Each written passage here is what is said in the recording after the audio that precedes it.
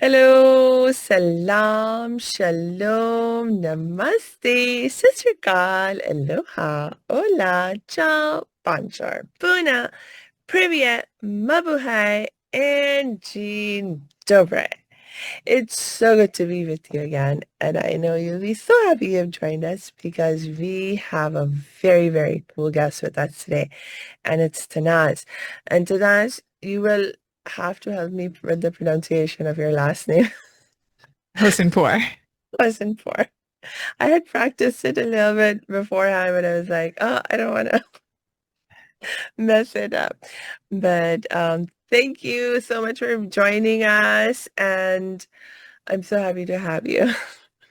Thank you for having me on. I'm so excited. Yes. Guys, for those of you who are listening, the Nas is a registered psychotherapist, qualifying, and a relationship coach and author. And I'm so happy to have you with us, as I've said before, because I just really am. I'm excited to be on and to talk about all good things relationship. Yes. Actually, on that note, Tanazali, tell us more about who you are and what you do. Of course. So, my background actually was in dispute resolution law. So, I was really on the reactive side of relationships, and it just didn't resonate with that version of me upon graduation. And it wasn't something aligned with my values and just where I was in life. And so, there was a person that in my book club that I was hosting at the time, and she said, "Why don't you look into coaching?" And I had no idea what that meant. For me, coaching was like fitness coach. And I really believe that the universe speaks to us through other people. So I never take people's suggestions lightly. And I looked into it. I did my certification and got niche down on relationships to be more on the proactive side of helping individuals and couples build healthier relationships with themselves and with others, because it was a big question mark of how do we go from I love you to you don't get to have this plate and like fighting over every single thing. So that big question mark really became an invitation to learning how to cultivate these deeper, more fulfilling dynamics, both in a platonic and a romantic setting. And then 3 years ago, went back to school for my third postgraduate degree in counseling psychotherapy so I could have more tools at my disposal, helping both individuals and couples, because I found in these 8 years of doing the work that relationships are 50% inner work and then 50% relational skills.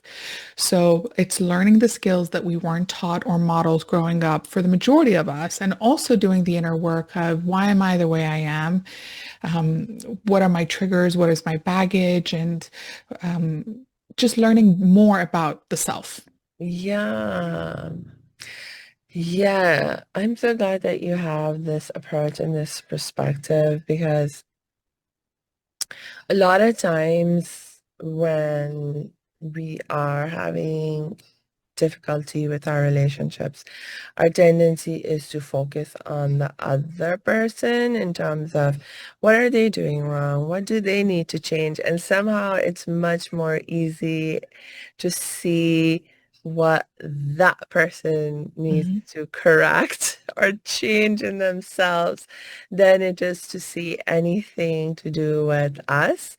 And when we do have that more limited perspective, focusing on the other person's need to change, it can make things really hard. Not fun and easy at all. Hey, thanks for tuning into this episode. Hope you're getting value out of it. For your information, this episode has been sponsored by the Happiness 101 program. Are you a change maker, coach, trainer, or healer? Are chains of fear holding you back from making the impact and income you desire? Using a unique combination of positive psychology and the spiritual wisdom of our most effective change makers, The Happiness 101 program helps you break through your limiting beliefs and manifest the abundance and success you desire with fun and ease. Interested? Book a free Happiness 101 exploration call with me, your happiness expert, Samia Bano. Just use my online calendar link in the show notes. Now, back to the show. 100%. You're absolutely right. And listen, blaming is so much easier than taking accountability because taking accountability, it's like opening Pandora's box and we never know what's going to come out. And it's unfamiliar territory for us. Am I ready and willing to look at my childhood, to look at those patterns, to look at my family of origin? For us, our parents are, when we're kids, there are role models, and there is a part of us that doesn't want to acknowledge their shortcomings. And I'm not here at all to blame parents. I think parents do the best they can with the level of awareness that they have. And one of my favorite therapists has a really interesting quote. And he's like, if you've had childhood, you've had trauma. It's like everyone has had some form of traumatic small t or big T experiences because no one is perfect and our parents are not perfect. And if we can just accept that they did the best they can and sometimes their best, has certain shortcomings and that's going to influence us and the relationship between our caregivers is going to influence us and we're going to pick up some patterns, some healthy, some maladaptive. And now it's our responsibility as an adult to look within and to change what needs to change. That takes a lot to do that. So that's why blaming isn't sometimes easier than doing the work. Yeah, yeah. And the and I know one of the dynamics that I experienced in my personal journey of growth and learning and in my relationships is I've, and I thank God for my brain. It's a very good brain, uh, and very smart, so I'm grateful for it. And, the downside of it can be that, well, you know, um, feeling like I'm smarter than a lot of people around Mhm. me, put me in this mindset of sort of like not only judging other Mhm. people, but being really, really confident that my judgments were correct. And it's like, no, but I'm making a really accurate diagnosis. I remember having this conversation multiple times with my sister, one of my sisters in particular, who, like I was very socially challenged, but she has, even from when she was a little child, been very socially intelligent and just like a very people's person and just naturally, I mean, seemed to know how to love people and get people to love her. And so I would often like, uh, have these conversations with her where, she was trying to help me. Um, and she'd be like, okay, well, even if you are correct in what you are thinking, it's not helpful for you to think like that.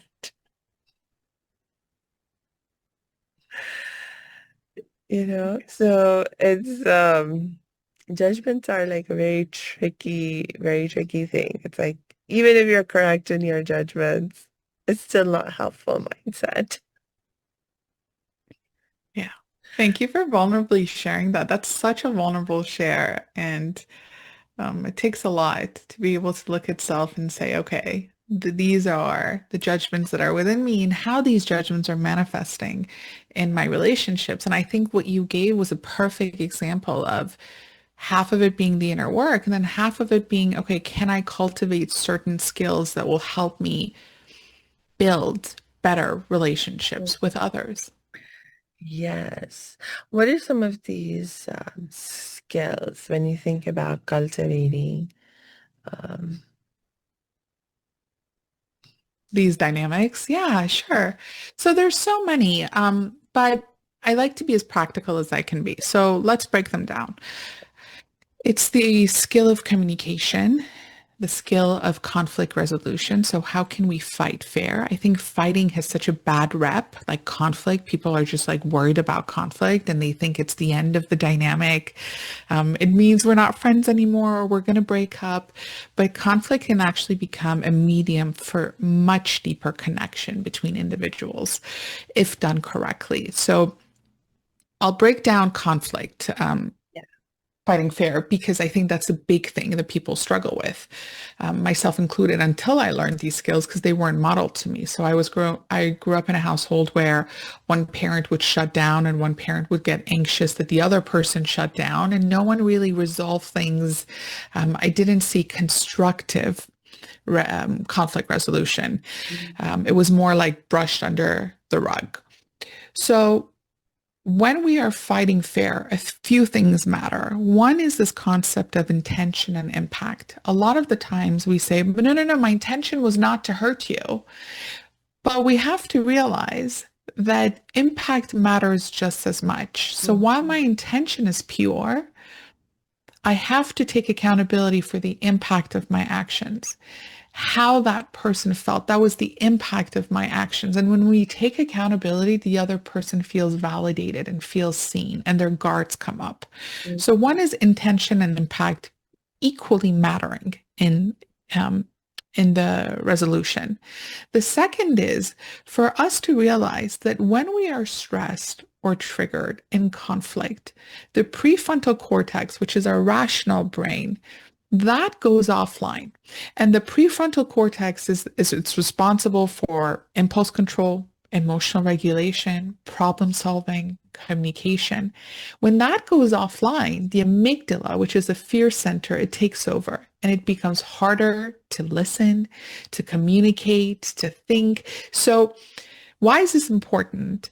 Because if me and you are conversing and things get heated, it's so important for us to take a time out because I can't hear what you're saying and you can't hear what I'm saying. We're just talking, but we're not talking to understand. We're not listening to understand. We're listening to respond. And so at the end of it, we both leave feeling extremely frustrated that I don't feel heard. Why do you not understand what I'm saying? Am I speaking a different language? I hear this one often. Am I speaking a different language for you? It really is biology. We need to bring in biology into the mix. So taking time out of whether it's a safe word, apples, bananas, or ocean, whatever that word is. But once it's declared, the parties take a time out. And we're seeing through research on nervous system regulation, we need a minimum of 20 minutes. So go for a walk.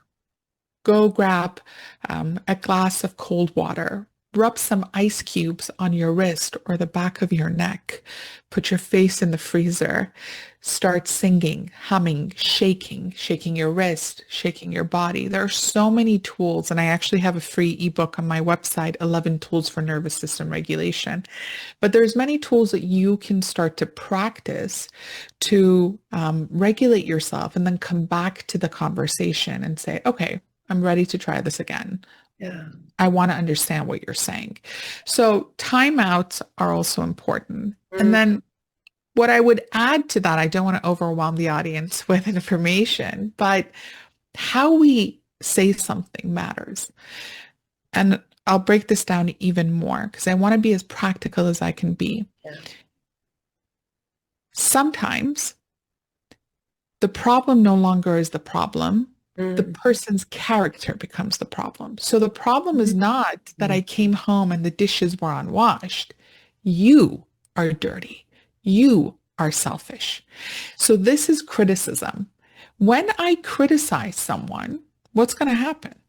They will either criticize me back and say, I am selfish. I am dirty. Have you seen yourself? And we're going to ping pong into war. Or they'll go into over explaining, but you don't understand. I had such a long day. I did this and I did that. So either I become a martyr or I become a victim or I go into over explaining, not going to solve the problem. So what is the antidote to criticism and defensiveness? For criticism, it's gentle startup. When X happens, I feel Y, I need Z. When I come home and the dishes are unwashed, I feel so overwhelmed. I need us to figure out a schedule for cleaning that serves both of us. For defensiveness, it's taking accountability. I can understand how frustrating it must feel when you come home and you see the dishes unwashed, right? So for the person getting defensive is to take accountability of that person's experience, to validate that person's experience. Mm. And for the person who's being critical to shift into gentle startup. These are just some of the tools of how we can, relational skills, communication skills, of how we can fight fair. Mm. Thank you so much for sharing those examples.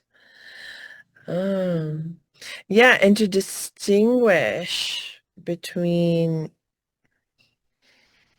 these different kinds of attack modes, if it Mhm. were, that we can fall into, because you're so right that one strategy will not be effective in different um, contexts. And I must say that this has been one of the lessons that I had to learn in the context of when I was getting training to be a crisis counselor for a sexual assault and domestic violence hotline. And in that context also, there's an added element, of course, because if you're dealing, uh, like if you're in an abusive relationship and your partner is on an agenda to exercise power and control over you, I mean, that uh, of course brings in another element that Mhm. you need to be aware of and learn how to handle in the most effective ways. I won't get too much into that right now because that can sort of take us off in a very different direction. But yeah, to recognize, okay, there's these different, um, I mean, I guess we could say coming from a place of like just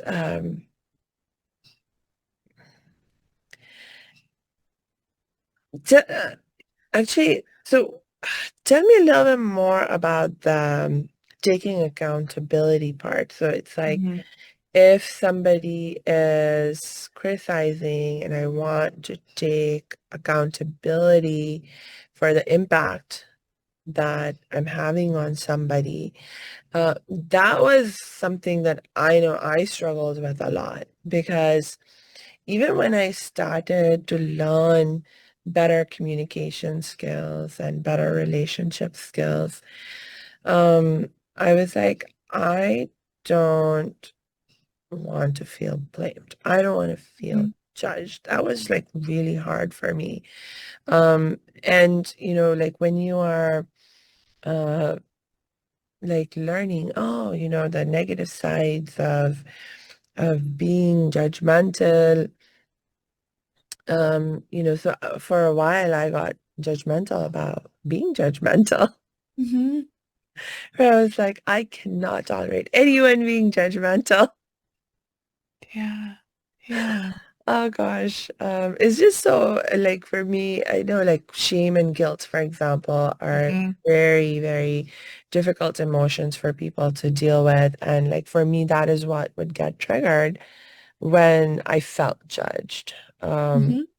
And so I was like really just trying to protect myself from having to deal with feeling shame or guilt.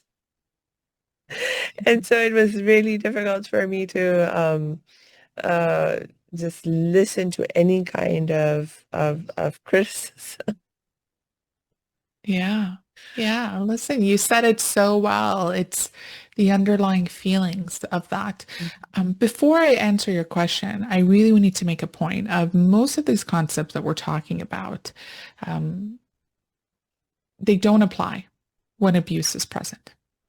Physical abuse, sexual abuse, emotional abuse, spiritual abuse. We're with abuse, we're entering um, into a whole different realm. So what I am talking about is relationships where there's conflict, but not abusive conflict. So I just needed to make that distinction. But to answer your question, the concept that I'm speaking about, criticism and defensiveness, they fall under the four horsemen. It is a term coined by the Gottman Institute, the leading institute on relationships, and they have found that these four horsemen, these four like communication taboos, can be destructive to relationships. So the first is criticism, the second is defensiveness, the third is stonewalling, and the fourth is contempt. So contempt is criticism on steroids. It is now the respect in the relationship has now dwindled. Verbally, it sounds like sarcasm, belittling. Were you raised in a barn? Like, did your parents not teach you better? Did your mom not tell you how to be a clean boy? To nonverbal, like smirking or rolling our eyes.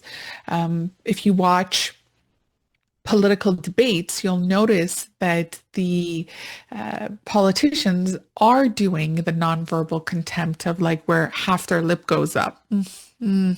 Right? And so it's a sign of disrespect. I don't respect you.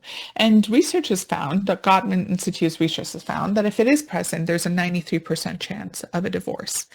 So what does that tell us? That tells us that we need to become aware of these communication like um, unhealthy styles and the antidote of how to fix it. Now, you mentioned taking accountability for the impact of our actions can be difficult. And one of the reasons for that is exactly as you outlined. It's what it brings to the surface. So if I am being criticized, there is a difference between guilt and shame. Guilt is I did something bad. Shame is I am bad. It Mm, becomes a part of the identity. I don't want to be bad. yeah. This feeling of I'm not good enough, I'm not enough. That's what's being triggered. That's the wound that's being triggered. So this is where the 50% inner work comes to play. So I need to go within and see when did this wound develop in my body? What triggers it? And how can I heal that wound? How can I process that wound? And how can I take away the resistance to accountability and the narrative of what that means for me? It's the stories we make, right? So when I'm saying that stories, if I take accountability, it means I'm bad and no one wants to be bad. Everything we do, healthy or maladaptive, is an attempt to feel safe. Mm, And safety means to be in our comfort zone, in our familiar zone. So the reason I'm talking about this is because I want to remove the shame around doing the work and for the way we've responded in the past. We did the best with what we knew, with what we had. When we know better, we can do better. To extend grace, I've done every negative coping strategy has been an attempt to keep myself safe, extending compassion, extending grace while doing the inner work is so, so, so powerful. But another part to your answer is validation doesn't necessarily equate to agreeing. Sometimes we think if I validate your experience, it means I agree with your experience. I mm, can understand something and not agree with it. yeah. So your feelings are valid. If same thing happened to me, I wouldn't feel that way, but that's my experience and that's your experience. I'm here to validate your experience for you. And validating your experience doesn't mean my experience is invalidated. They can coexist. Yes. Yes. You brought to mind um, a sort of recent interaction that I had. Like from my side, I didn't feel in conflict with the person, but the other person was feeling upset with me. And thankfully, given the level of skills and healing work that I've done on myself, I was able to handle the situation in a very different way than I would have even a few years ago. And part of what that other person was expressing was they thought that I was devaluing their contributions and how hard they had worked in the context of a certain project that we were working on together. And the thing that I realized in the moment was, oh, if it were true, and I felt like my work was not being valued and so forth, I would feel really upset too, and I was able to actually see that about her in the moment.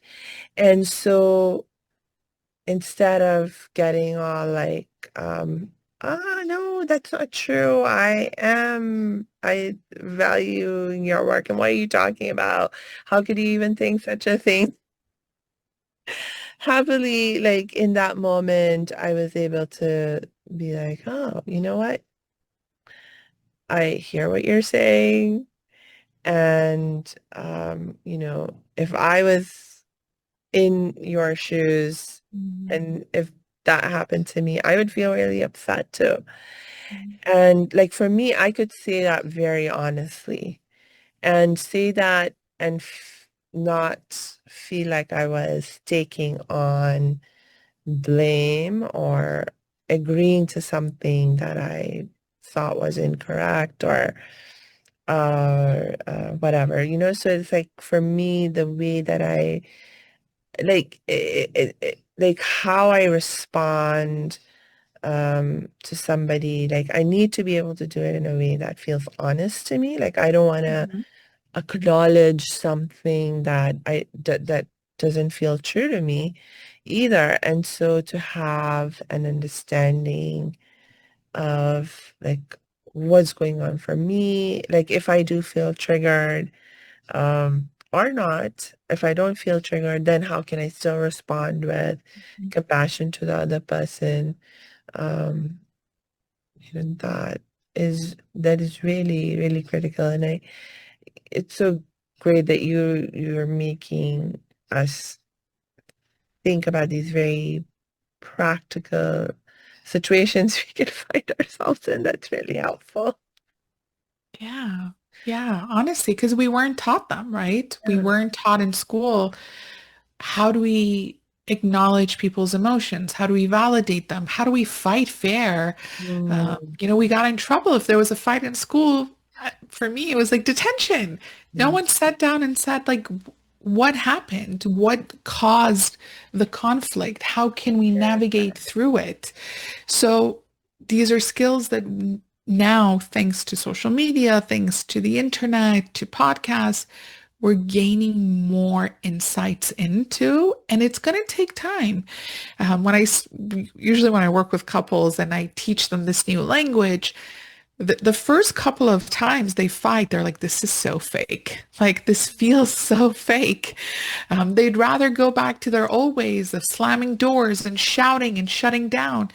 But because of neuroplasticity, because we know the mind can create new neural pathways yeah. with time and repetition, this becomes their new normal. And that cycle, that pattern, that maladaptive pattern that they picked up from their environment Mm, is broken and a new one is created. yeah. What's up with all the bad rep, as it were, that conflict gets? Because you're so right. Like you see this again and again. So one of the contexts that we have been really challenged in terms of dealing with conflict is in the context of our community relationships. You know, Mm, like right now, I'm living in Los Angeles, and we are one of the most diverse communities in the world, you know, and we have people from all over the world, from different religious backgrounds, different ethnic backgrounds, different linguistic backgrounds, you name it. mhm. If there's some way humans can be diverse, they're probably part of the mix here in LA. And um, when you're living in the midst of such diversity, you know, misunderstandings happen, Mm, conflicts come up because we just don't know. We need to know each other better, and most of the time, there's you know, you don't know enough of the other. I put that in quotes, um, to be able to understand them, to have sufficient empathy and compassion for them, and because like conflict is given such a bad rap. The A lot of times, like especially since, you know, so one of the things I should mention is I've gotten involved in city government. I'm part of advisory, equity and human relations advisory committee to our city.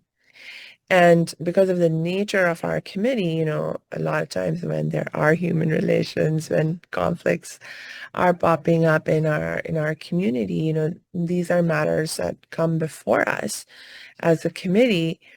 And you know, one of the challenges that I'm feeling is that on the one hand, like for me and a number of other members of our committee, you know, we are like, okay, let's talk about it. Let's convene community conversations and let's talk through some of these tensions.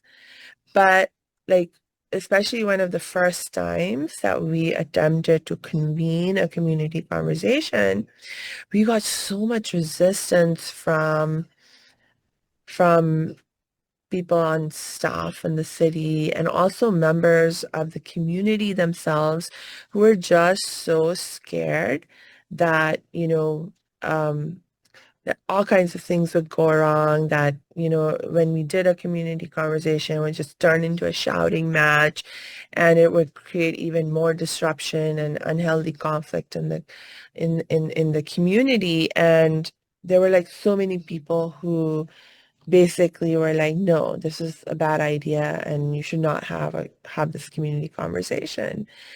And we were like, no, you know, there are ways you can organize and set up and structure um, having a community conversation where we can talk about something difficult and do it in a way that helps to create peace. Um, you know, and yes, we will not be able to do everything in the context of one community conversation, but we don't have to stop at one. We can keep going, etc., etc. And I gotta tell you, it like took us literally months and months of like ground building work and outreach, and just advocating for even the idea that it was good idea to have a community conversation because people are just so afraid of dealing with conflict, talking about conflict. yeah, yeah. I completely understand. I mean, I'm based out of Toronto and we have a very multicultural environment and community too. So there's a few elements when you were sharing that came to mind. One is curiosity saves relationships, assumptions break them. So most of the time we are operating from a place of assumptions because let's say I'm a Persian background, someone might make an assumption that I think the same way as another person who has a Persian background, right? Instead of being curious with my experience, how is my experience different than the other person's? And that willingness to see the world through someone else's eyes. That brings a lot of fear because we have been taught that only one reality can exist. Multiple realities puts our reality in jeopardy. It's an old narrative, but multiple realities can coexist. I can have an experience and you can have an experience, and neither one of our experiences is superior or inferior to one another. They can be in the same room. We can hold space for both. And me validating yours doesn't take away from mine and vice versa. But there is fear around it.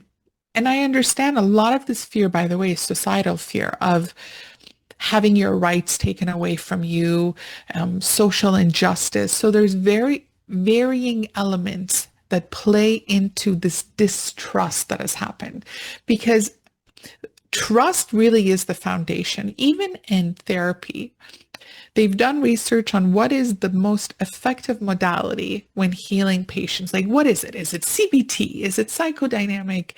And they found that it's actually the therapeutic alliance. It's the relationship between the therapist and the client. If that relationship feels safe and secure, healing, growth, change can happen. So do we feel there is a level of trust between community members and this committee? If not, that distrust is going to prevent us from allowing space for different experiences to coexist. So then we go to the basics of how do we repair that trust? It's the same, these are same skills that you can apply in a platonic friendship, in a romantic, or even in a community setting, because when there is a rupture, so when, something happens and a disconnection happens, are we proactively trying to repair that rupture? Yeah. Tell me how I can repair this dynamic. Tell me how I can regain your trust. What do I need to do? How do I need to show up for us to move forward? And with a community, it's just done at a larger scale. But trust really becomes the foundation of it. And also this ability to sit with uncomfortable feelings. Mm. Many of us avoid it. We don't want to. We don't want to sit with our uncomfortable feelings. I'd rather numb it. I'd rather go scrolling on Instagram or escaping or running away or shouting. I have not been taught, again, this is emotional regulation, that a majority of the population, myself included, was not taught growing up of how do I sit, with anger, with Mm. disappointment, with frustration, with Yeah. sadness, with with grief, even with joy. Some people can't sit with joy, and so True. there's like um, numbing mechanisms that they'll take, that they'll engage with. So also learning how to sit with these emotions, these big emotions, and how to process them because they will come up, right? Yes, multiple realities can coexist, and something you say might be extremely triggering to me. How can I process that trigger? How can I sit with the emotion that that trigger has just brought up for Mm. me? Yeah. Yeah. Um, when this reminds me of something you were like mentioning earlier about the importance of taking a break or a time out Hmm. when you feel triggered. So in the context of, if you're um, in a professional setting or if you are like in this kind of community a conversation setting, um, I mean, of course, as an individual, you can be like, okay, I need to take a break. I'm going to step out. And I would definitely encourage anyone to do so if and when they need to. But for like from the perspective of like the moderator of the program or Hmm. facilitator of the conversation, um, other than, like let's say building uh, breaks in the program Hmm. and making sure, because if we are talking about something intense, we want to make sure take breaks to give people a chance to catch their breath. Hmm. So that's something we definitely did in the context of how we planned our community conversation. But are there any other tips or insights? I'd just be curious about it from your perspective in terms of how to even think about like how do you create that safety container if you want to have a difficult conversation or a courageous conversation with a group of people. Yeah. Ooh, I'm loving these questions because it really is allowing us to share very practical tools that you can apply in any setting, whether corporate or social. But so I'm going to give you an example of like if I'm working with a couple intensive session. So we have, let's say, a full day. And so, yes, there's going to be breaks to kind of decompress. But what can I put on the table for them to say they have a few tools at their disposal? So I might put a stress ball, right? Just so that they can squeeze it if they do get stressed. So research has shown us that anything that can bring us into the present moment using our five senses can be really helpful. So maybe sometimes I'll put like an essential oil or a candle with a scent, with a very calming chamomile scent. I might put on like a tea section with herbal teas, chamomile, peppermint, something that's warm, even coffee, decaf coffee, because once I'm holding the cup, I can feel the sensation, the warmth of that cup. Again, brings me to the present moment.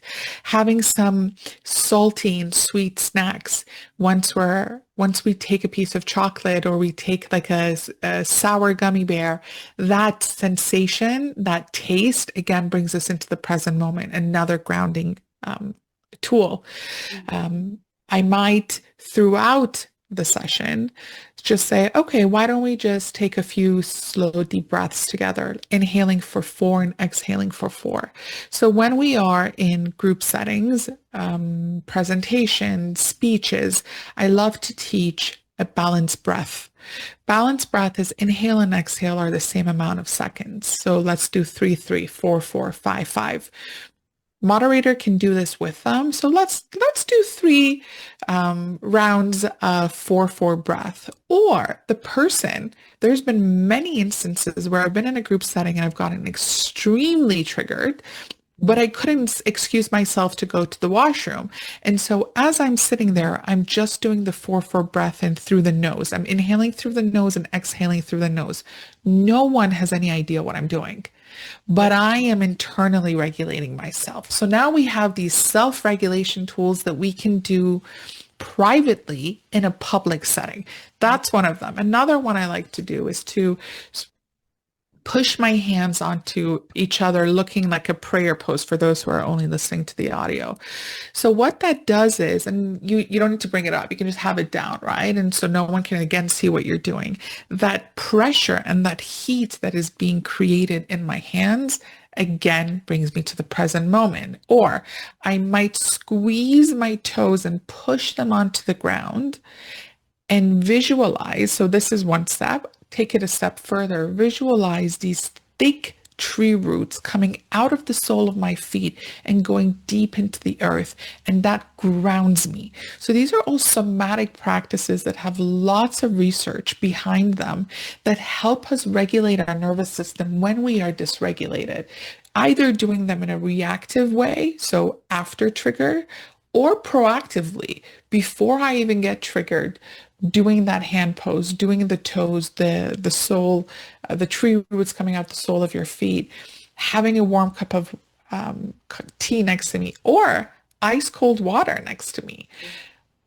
Having these around me, I'm like setting myself up for success. Even if I'm in a corporate meeting, Yeah. I will have some of these with me so that I am prepared. Yes, I love that. I love that because that that I must say was one of the biggest concerns that people had. And you're so right about the trust factor as well, because I think one of the reasons why we were getting so much resistance to our committee organizing the community conversation. It's because people just didn't know us either. We're a relatively new committee, actually, in the city. And it was one of the first times we were like, let's do a community conversation. So people definitely had a lack of experience and therefore trust in our capacity to handle things. And that's actually why, like, when we did put in like several months of work in terms of reaching out to the community members, having so many one-on-one meetings with key leaders and concerned folks in the community, eventually, thank God, we were able to have a community conversation. And by and large, we got very positive feedback. And people were actually like, yes, we want more. So I was like, yay, you see, we can do this. I And love some of, that. yeah, right. And some of the tools that you mentioned,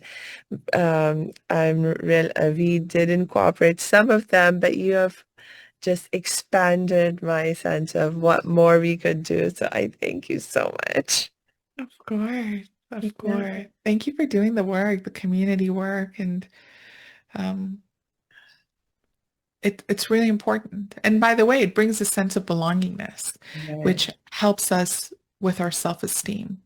Yeah, Self-esteem really is influenced by a sense of I belong, I matter, my presence matters. yeah, So it helps both on a personal level as well as a collective level because it enhances the collective sense yeah. of safety as well. Yes, that was one of the big things, that sense of belongingness Mhm. and how it's connected to the sense of safety. And I've seen that connection play out both in the context of our personal relationships and also in the context of the community relationships.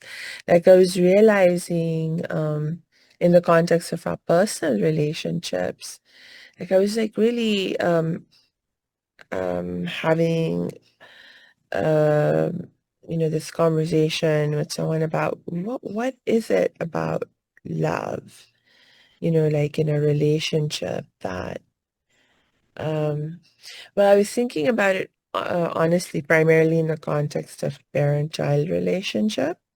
Mhm. I've just been in this phase of my life where I've been thinking a lot about parent-child relationships, not only because of my own parent-child relationship in terms of my parents and myself. I don't have kids, but I am a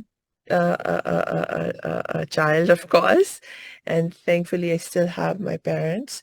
But also now I'm in a place in my life where my brothers and my sisters, they have little kids. So I have lots of nieces and nephews that I love to death. And it just thinking about, like what is I mean, because there's just so much we can learn about Mhm. love and how to live in the context of, being in our these relationships, these parent-child or parent or caregiver relationships. And like one of my sisters who is a new mom, like her daughter is just about a year or so old now. And she was like, and I was like really trying to dig in with her about what is that love between a parent and a child like, and what makes it different from any other love that we might experience in other relationships and stuff. And she was like, you remember reading that book? This is actually a young adult novel that we were both into. It's like, oh gosh, I'm forgetting now the name of the author. I might mess it up. But it was vampires. Twilight was the first book in the series. It was like vampires and werewolves in there. But when there was in the book, they describe this very interesting phenomenon that the werewolves would experience, where they would imprint on someone. And it didn't happen all the time with everyone, but certain werewolves would imprint on someone. And when you imprinted on someone, it built it like it created this like sense of connection Mhm. between you and the person you imprinted on that was like so deep and but also so pure. And it was like the person you imprinted on became the center of your universe, and you were like your entire self became oriented towards, I love this person. What do they need? What can I do to make them happy, to make sure they're safe and taken care of, and so forth.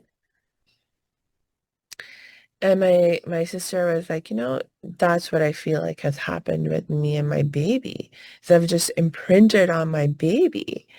It's like now suddenly here's this little being who's like the center of my universe, my sunshine, my like wherever she goes, she's a part of my awareness. Whatever I'm doing, she's part of my awareness. And I'm always thinking about, what does she need to be loved and taken care of, and, those kinds of things. And I was like, wow, you know, I, I mean, that made like clicked something in my mind because I was like, no, that is rare. That is not something that I don't think I've experienced Mhm. yet with anyone else. I mean, I love my parents. I love my mom. I love my dad. I love my brother and sister, but I wouldn't say that I've ever had that experience of such. And she talked about, the sense of like unquestioning, like this knowing without question that we belong to each other. Like my baby Mhm. belongs to me. I belong to my baby. We just belong to each other and there's no question about it.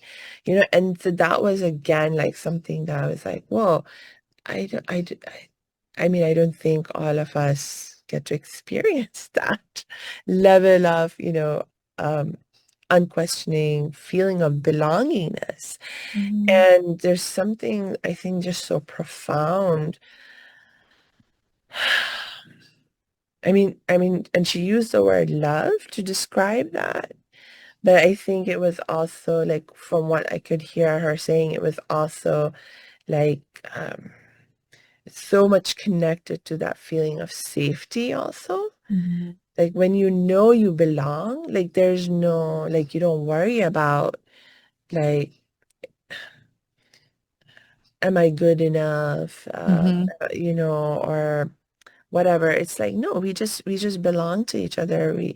We are one. And so it's just um the two things are very connected, the belongingness and the safety.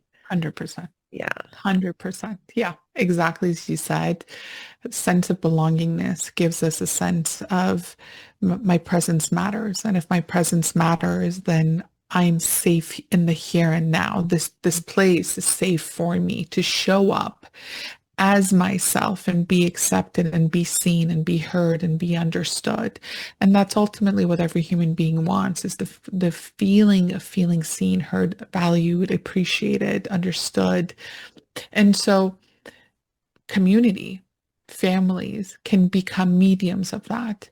If we don't get that in family, we can build that in community. We can build that in friendships. We can build that in community service. And that's why, we are traditionally tribal people. Mhm. We thrive in supportive communities. We are meant to be with one another. However, as a result of globalization and so many other phenomenons, we have been separated from our tribes, and we've been given this illusion of connectivity because of technology and social media and the internet and our phones, our smartphones. But nothing beats that physical one-on-one or in a group setting, just being in close proximity to another safe person. I want to really emphasize on the word safe person, a person who sees us without judgment, who accepts us without judgment. There is no other feeling compared to that because in that moment, I feel seen, I feel safe, I feel I belong, and I matter. And if I matter, then my presence has value. And if I have value, then my self-esteem goes up. I remember my self-worth. Self-worth, in my opinion, is not something we earn. It's something we remember. So we're going to our truth. It can be very, very powerful. And I always stress this of if you don't have that community, build it for yourself. Um, Take the unusual routes to it. During COVID, I was deeply craving a community that I could discuss Persian poetry about. And I have the best friends in the world, but they didn't have that shared interest, and that's okay. And so I found that community. Actually didn't find it. I created that community online on meetup.com. And after a couple of weeks, we were in lockdown, but we were able to meet up every week on Zoom, have these deep, meaningful conversations, and build real friendships that to this day exist.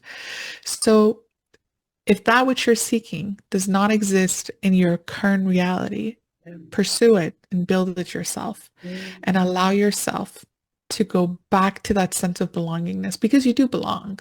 We just need to remember that truth. Yes. Ah, that to know that you do belong and to just so it's just a matter of remembering that.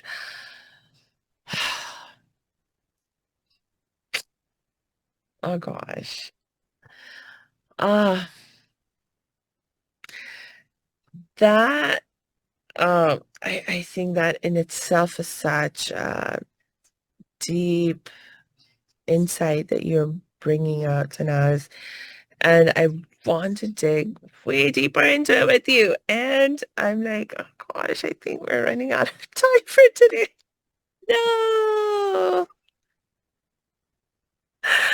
Ah, so you're welcome to come back and we can keep talking. I would Um, love that. yeah. Do you have any last thoughts though for right now? No, I think we covered so much. I really value the insights you brought that kind of brought up these conversations. I know we went completely in a different direction, but we are in experiencing a loneliness epidemic right now. Mm, And it's now more important than ever before to have these conversations and to remember these truths and to lean into one another and to find these safe communities and to be a part of them. It's so, so, so, so important for our mental health, for our physical health. So that's all I'm going to say is it's let us not underestimate the value of community and friendship. yes.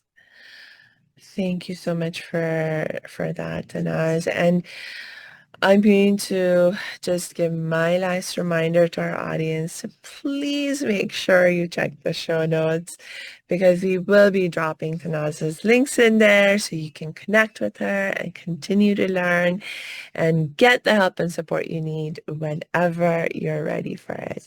And until we connect next time, I wish you lots and lots of peace and joy.